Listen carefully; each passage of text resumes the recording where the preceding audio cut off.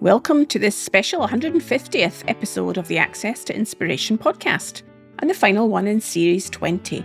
I'm your host, Sue Stockdale, and today I'm excited to be joined by someone whose impact on the natural world is nothing short of extraordinary. Kris Tompkins is the former CEO of Patagonia, the clothing company, and for the past 30 years, she's been at the heart of one of the world's most ambitious conservation and rewilding efforts. Together with her late husband Doug Tompkins, who was co-founder of the North Face and Esprit, they created Tompkins Conservation, and collaborating with public and private partners, have driven the creation of 15 national parks, protected over 15 million acres of land and 30 million acres of ocean in Chile and Argentina, even bringing back keystone species like jaguars and giant river otters. Now compare that to the total land mass of the whole of the UK, which is about 60 million acres, and it can give you a sense of the scale of their work in South America. Recently, Clive Steeper, co-founder of the podcast, and myself, we visited the Ibera wetlands in northern Argentina, one of their rewilding projects. One of the most important freshwater wetlands in South America, second only in size to the Brazilian Pantanal. Well, I have to say it just took my breath away. There are more than 4,000 species of animals and plants there now, including jaguar, which now roam free again for the first time in 70 years. Well, if you're a regular listener, you'll remember I spoke to Sophia Heinonen in episode 126 about rewilding Argentina, which is an offspring of Tompkins Conservation, and that episode is well worth a listen too. In this conversation today, Kris talks to me about what it really takes to lead a conservation movement of this scale, from embracing risk and building teams to staying inspired in the face of daunting environmental challenges. I found that she challenges us to think differently about leadership, legacy, and the role that we all have to play in looking after the planet. So if you've ever wondered what it means to live a life of impact, this episode is essential listening. As always, you can read along with the transcription over on our website at accesstoinspiration.org. Welcome to the podcast, Kris Tompkins. You are our 150th guest on the show. Well, that's a big number. Well, we've been at it for a few years now, so we thought we'd have a fantastic guest for this episode, and it's a privilege to speak to you. Oh, that's very kind of you. What I'd love to discover, Kris, is the visionary element of what has helped to make all of the successes that Tompkins Conservation has had over the years, and understand how that has happened. So when in your life did nature shape what you're doing now? Oh, I think once I started working with Yvon Chouinard, who was a climber and adventurer, producing rock and ice climbing equipment. So you entered into that tribe of climbers. And certainly in the early 70s, I began to look at nature as something willful and all her own. And it was really through the eyes of climbers, I would say, and especially Yvon in those days. And now when you look at the areas that have been rewilded, where nature has been brought back, species have been brought back, how do you view it now? Well, on the positive side, you are extremely happy and grateful that you've been able to participate in work like this. But at the same time, on the negative side, you go around and every place you see, you're measuring it by standards that you weren't using decades ago. And you're usually disappointed. So I suppose knowledge and understanding of any system, regardless of what it is, influences how we move through our daily lives. It really changes you. The more you are aware, the more you realise how little we know. Exactly. And how much work there is to do to change things. Yeah, that's right. You have changed a system. You've changed an ecosystem, your work and Doug, your late husband's work. It's hard to comprehend the impact that that has for all of us in other places where we're not in South America. Thinking about then how you went about making those changes and how you made it happen. You were CEO in Patagonia, the company. Mm-hmm. So from your experience of business, how did you bring that business savvy to bear on your work in conservation? Well, I think when we started Patagonia, you're starting at zero, and I seem to be really comfortable with that circumstance. I think I like it the most if it's starting at zero and it's hard. Yeah. So I don't know what kind of personality type that is, but it's certainly true in my case. And I think you seek out the people whom you think are the best at the kind of things that you want to take on. You split things up. First of all, you don't set out doing everything that we've been fortunate enough to accomplish from the outset. Most long-term plans are organic. You start out generally because something opportunistic took place, and you instinctively, sometimes not knowingly, decide to move. Well, let's buy this first 50,000 acres. And then it kind of grows from there. So it's not as though, in terms of conservation, we figured, well, let's go get 20 million acres of land and rewild it all and give it back to the countries. You don't start out that way. But you also don't put limits on what it is you are doing, and always looking for opportunities and calculating the risk of the decisions that you make. And I think some of that comes from business and some of it is your personality type. I think people in business, the successful ones, tend to be very disciplined, relentless. They have a financial background at some level. And so you tend to be more rigorous in terms of how to manage the money that you've got and where to deploy it, what are the things that are the pitfalls, what are the big mistakes you could make.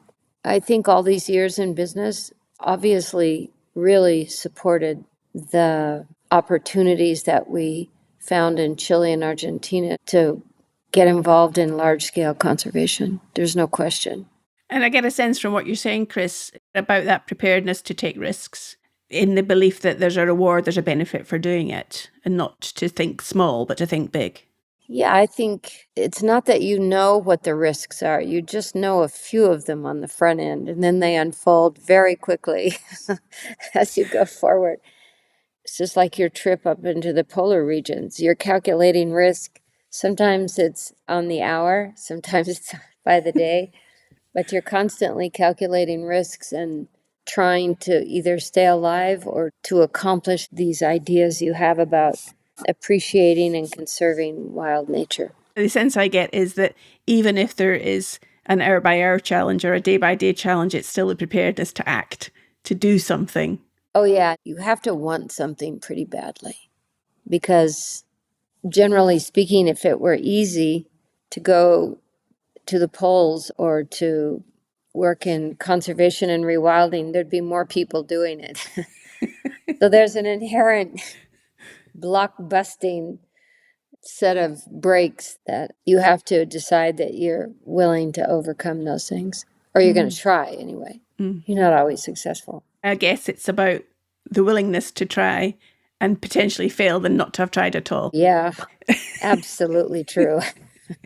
We are of that school. So you mentioned motivation there, Kris. What gets you out of bed in the morning these days? Oh, a lot of things. I think the more results, success you have, well, many things happen, but one, a lot of new things are presented to you. They come your way because you develop a reputation. If your record of your work is consistent, and a lot of things come your way. I'm sure you know this. So I'm motivated by new projects, but I'm also dogged about finishing and sticking with the ones that are either on the way or even some of the ones that have been donated and they belong to Chile or the Argentina.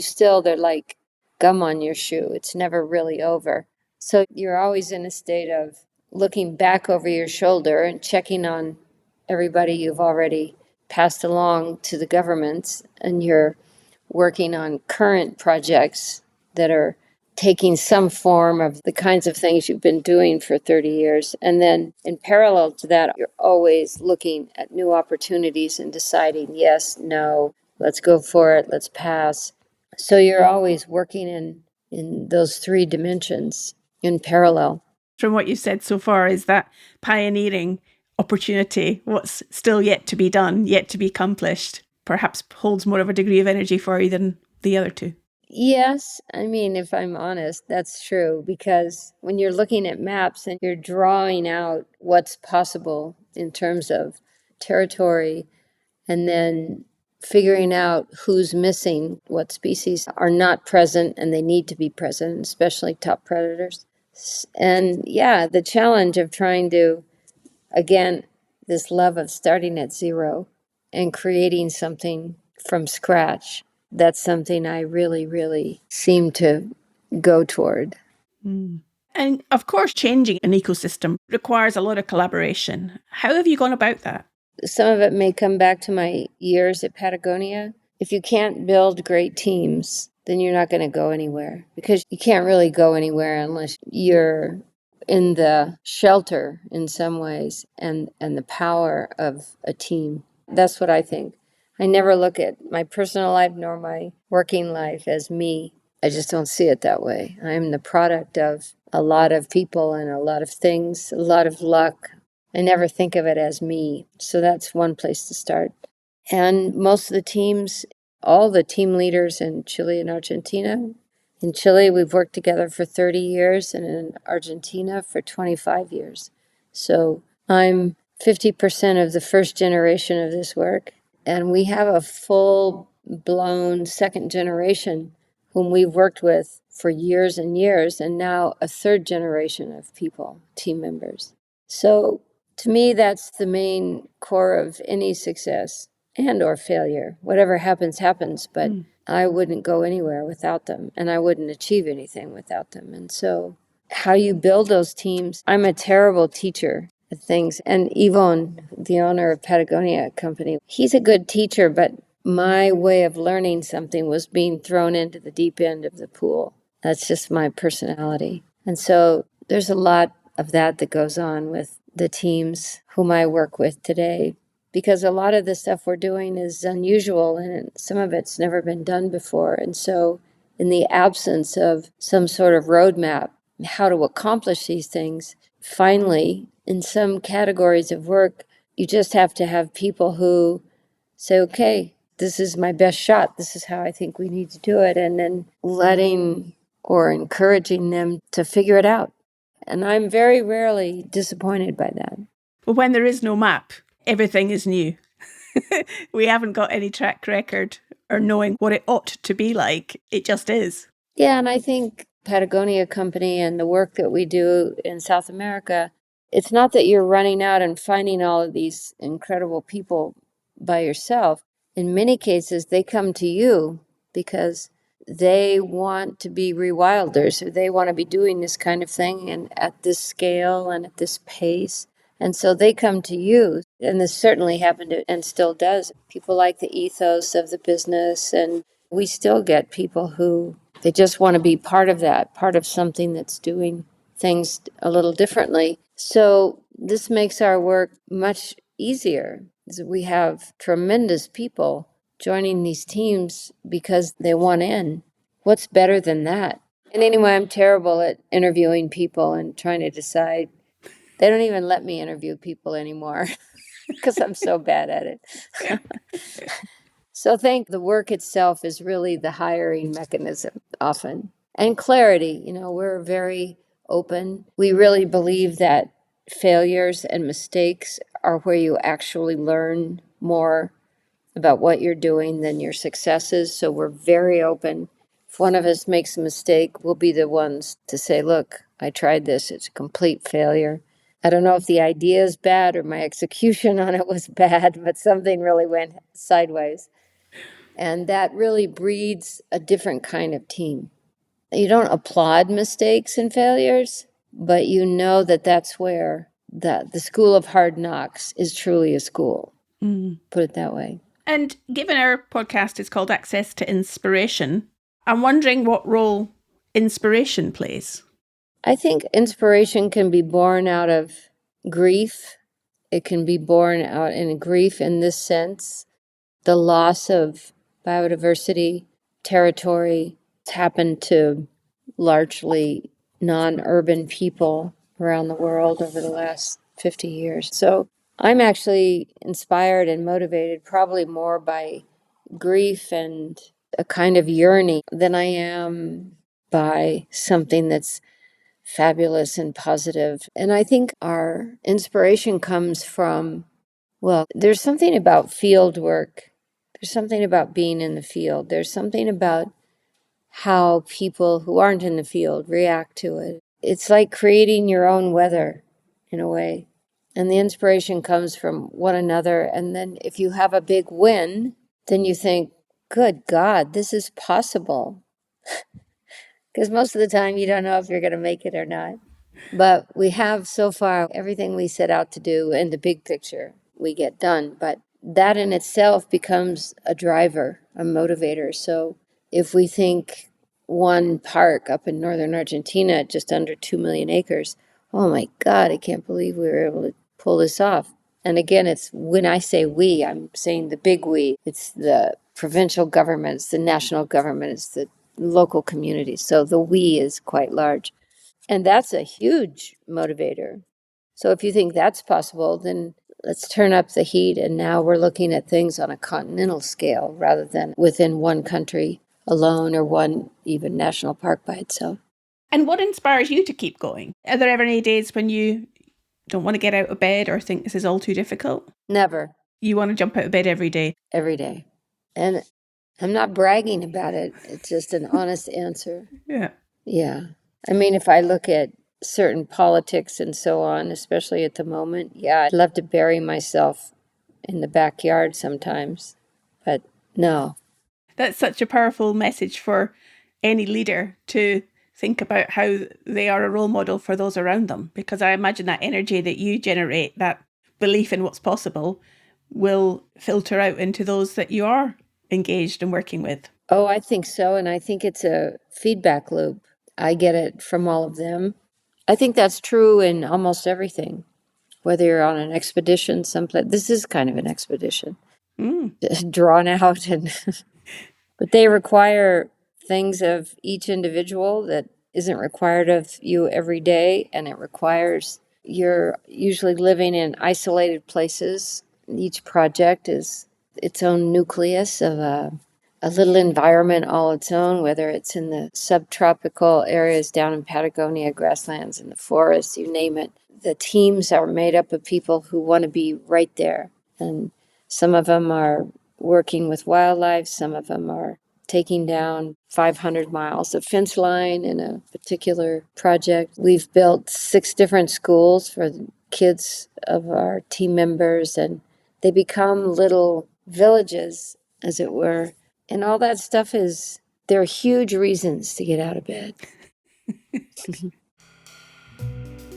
And if you're enjoying this episode, we have many more episodes ranging from business and sports to the arts and social change, all organised into categories on our website.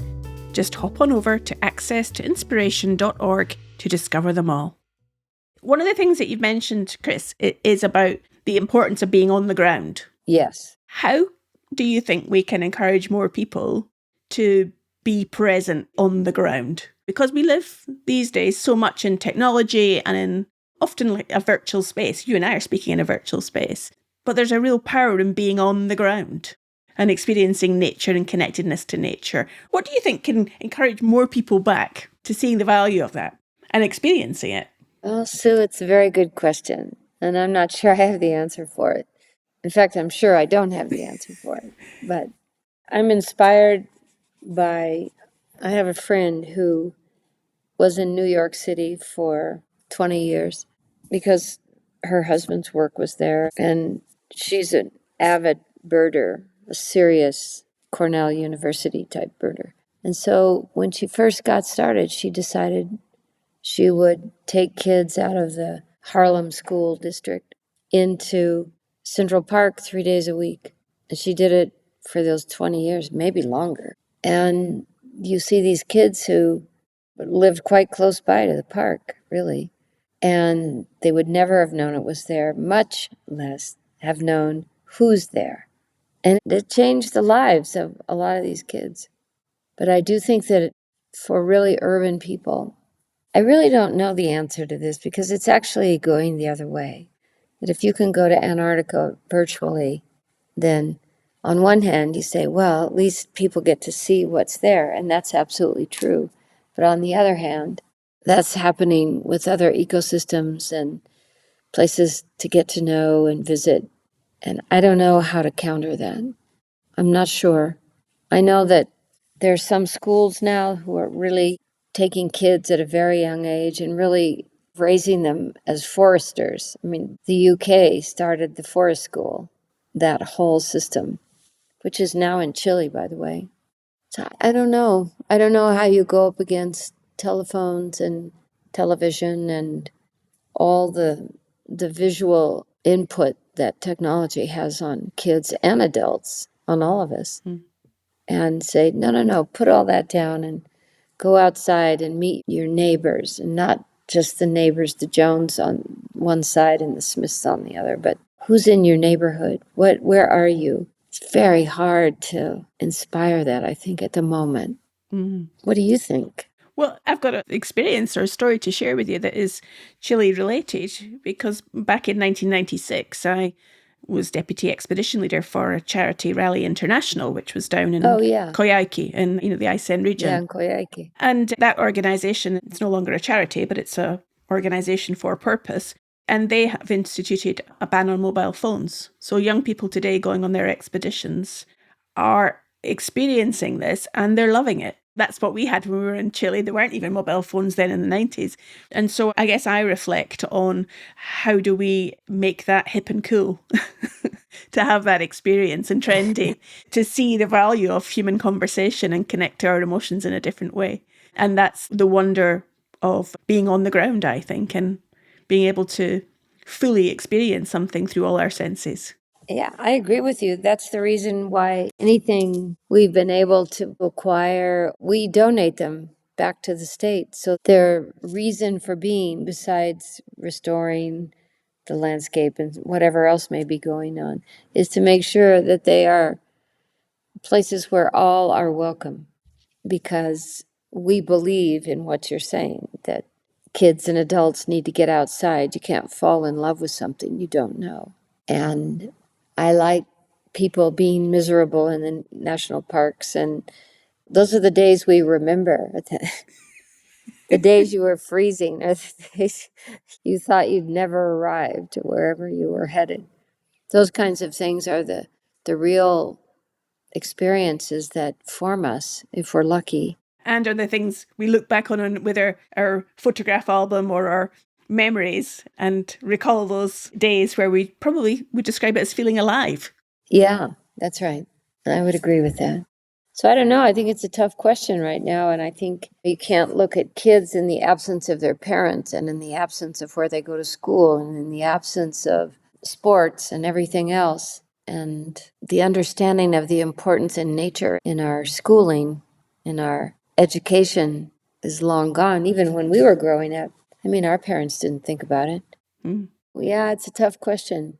It's easier to describe when you're talking about just restoring natural ecosystems and trying to develop fully functional ecosystems, because that we can do. We know we can do that, and we do it every day. But the social questions, I kind of despair over.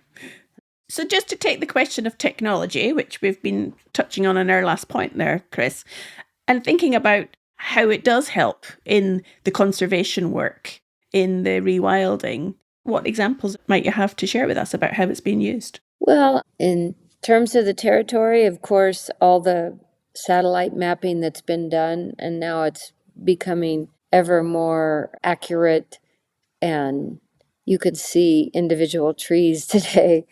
So before we donate any land back to the countries, we zone the gift. That is to say, what areas are to remain untrammeled by anybody, usually because they're a species recuperating or something like that. What are the areas which can hold heavier visitor impact and all those things? So from a technological side, we can do that with very skilled hands, because one, we know the territory well by feet, but we have mapping that's extraordinary that even 20 years ago you wouldn't have had it.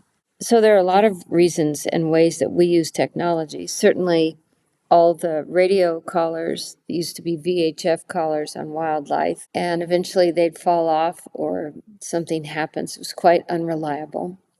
And especially when you're working with top predators like jaguars and and the others, you need to know where those individuals are. If you're releasing them back into the system for the first time in 70 years. So that's all the satellite callers, all that stuff. It's made a huge difference in not only making it possible that some species comes back when there's a sense of high potential conflict, but also the success of their reintroduction weighs heavily with the satellite and the technology that we use in that sense. And then, of course, in our airplanes, all that stuff, it's all technology. And things are changing month to month on what's capable, what's available. The cost of technology, of course, tends to come down very quickly once it gets started, all those things in any field. So it has a keen role. You talked about getting feedback from your team to know that their feedback to you is inspiring you and your way of being with them is inspiring them. I guess the feedback that you get from the technology, being able to track the progress of the reintroduction of the jaguar and so on, gives evidence, measures that then help to demonstrate impact. Exactly. So that technology really is helping with the impact side of things. Yeah, and the good news is it also shows you that there's a problem in the field someplace that heretofore we wouldn't have been able to react to until it was long since over. So, yeah, I don't think you can separate out the term technology from conservation today. And also, if you're trying to work at speed, makes a big difference. So as you look back now and reflect on the successes that have been achieved, is there anything that you think, I wish we'd done that earlier, or I wish we'd done it differently? What are the things, I suppose, that stick in your mind as areas that could have been changed or different? It's a really good question, and it's always a hard question to answer.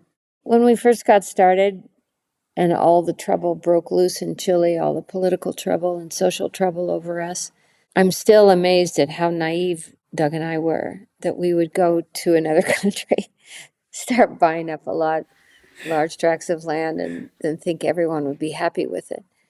Do I regret that naivete? Yes, I do. Because how I look at how everything exploded for nearly 5 years, which was quite serious. Could it have been avoided? Probably not. But had we understood that taking a new idea, especially working at such a large scale so fast, that there would be a serious pushback. I wish we had not been so naive about that. No, I don't have many regrets. I wish we could do more, and I wish we could go faster, but to people looking in from the outside, that might surprise people. But the rate at which landscapes and seascapes and species are disappearing require that we figure out how to move faster and do more in the same number of months a year. I don't have many regrets. No. I think we've been really fortunate. Have we made a lot of mistakes? Of course we have. But again, I think that we learn more from our mistakes than we do from our successes. So as hard as I am on myself and everybody else, I know that each of those mistakes is like going back to school. And you're a lifelong learner. Going back to school with a switch.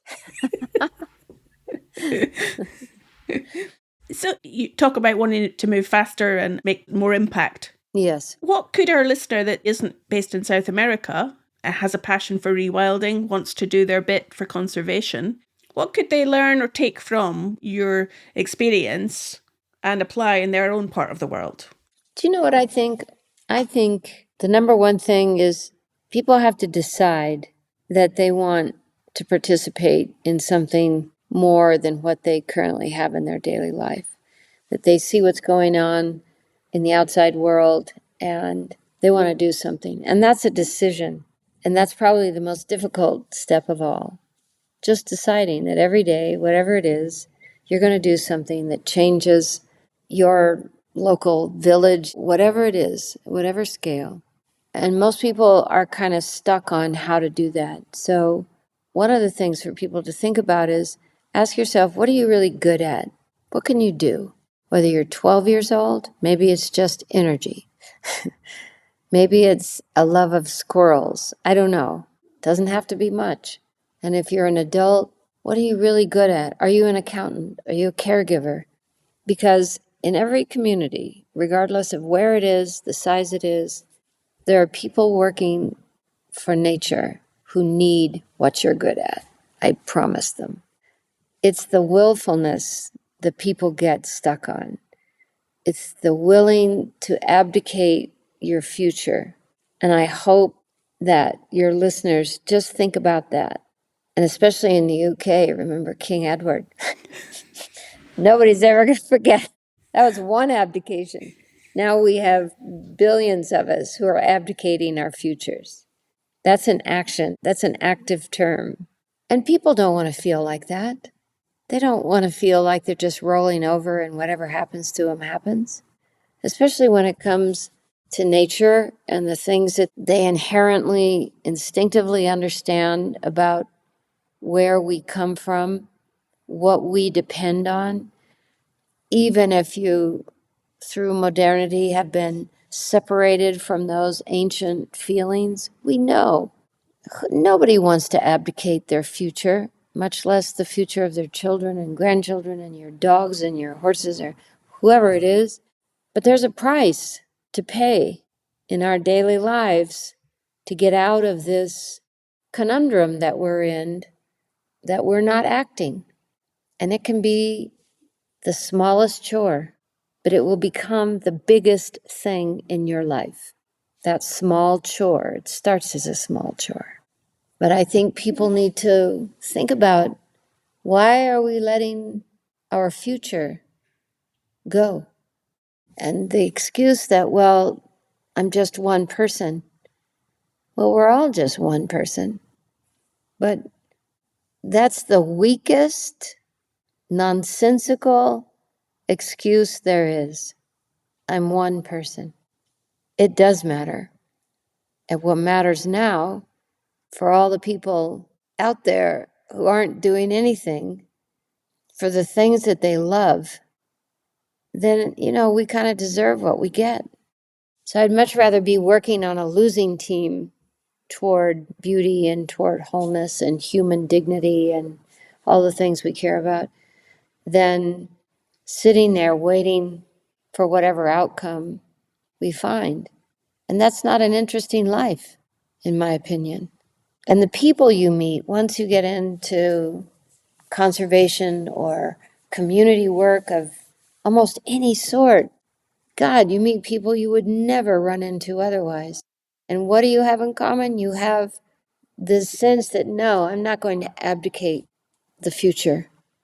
What have I been thinking? And that's a huge bond among people. And it's not a sacrifice. A lot of times people think, oh, it's such a sacrifice. Are you kidding me? It's fun, for one. And the other side is lethal. And you're on the right train. I don't want to be on the bus toward just a technological society that's on a dead planet. I think what you're saying is such a powerful message, Kris, around consciously deciding to act, and that every person's actions matter. If you follow your passion, then you can make a difference in some way. Yeah. And report back on yourself, or tell somebody what you're doing, and tell them that every month I'm going to tell you what I'm doing. And you do the same, and I'll listen. What are you doing? And there will be not one person who says, oh, Christ, this is a bag of beans. I'm going to go back to just looking at my Instagram. You can always look at your Instagram. You're reinforcing one of the things that we have done since we started out this podcast is we've published 2 impact reports to answer that exact question that you have just shared there or reflected upon is, are we making a difference? So let's hold ourselves to account and just see. We didn't know what the answer would be. And thankfully, we realize we are making an impact, which gives us more motivation to do more of it. Yeah, because then the day after you get going, you can ask yourself, because the change, the click, is the moment you decided to do what you and your team are doing. And from that day forward, it'll never be as bad as it was just that minute before you said, okay, we're going to do this. That's an impact. And it's only going in one direction. It's going up. I just don't see any downside to sitting on our hands. I think that's what you've shared with us and reflected upon today, Kris, wonderfully, is everybody needs a purpose. Yeah. And the way we can see that purpose materializing is by taking action, small steps, getting out of bed, making the decision to change. And I think people listening, they're going to say, well, I really don't know what to do. Okay, fair enough. Get some help. Call somebody up. Call up a local organization. It's a trust. It's a land trust. It's somebody who wants to save the red squirrel. You name it. And say, look, I have no particular skills, or I have lots of skills, but I have no idea what to do. I want to work towards something for you. What do you have that I should be doing? It's asking for help, to help. I think that's how most people get going. Well, it's certainly been wonderful to speak to you today, Kris. Of all your life's experiences and the journey that you've had, what's the one thing that you hold in your mind that's always a touchstone that you come back to? How tiny I am. In this big world. Yes. And yet making a big impact along with your team. Well, I hope so. But when you see yourself as tiny and you're doing things, then you know that anything's possible if you band together. There aren't many things that are impossible.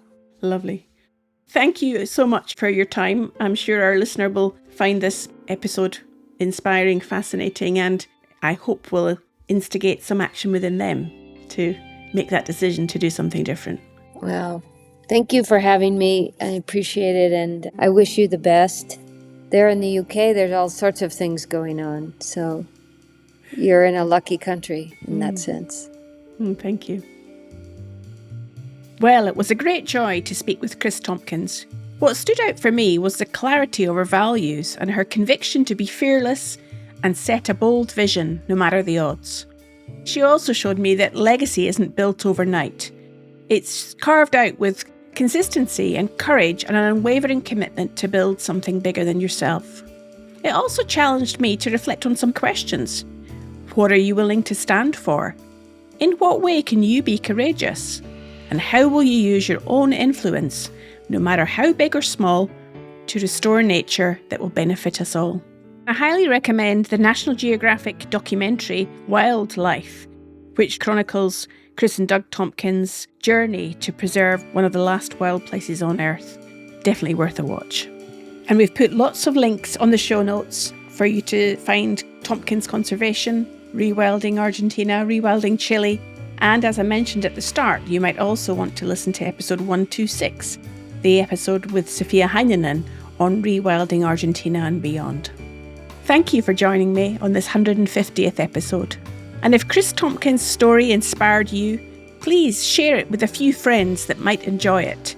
And leave us a review on the platform that you're listening to this podcast on. It really does help us to find new listeners who can enjoy this episode.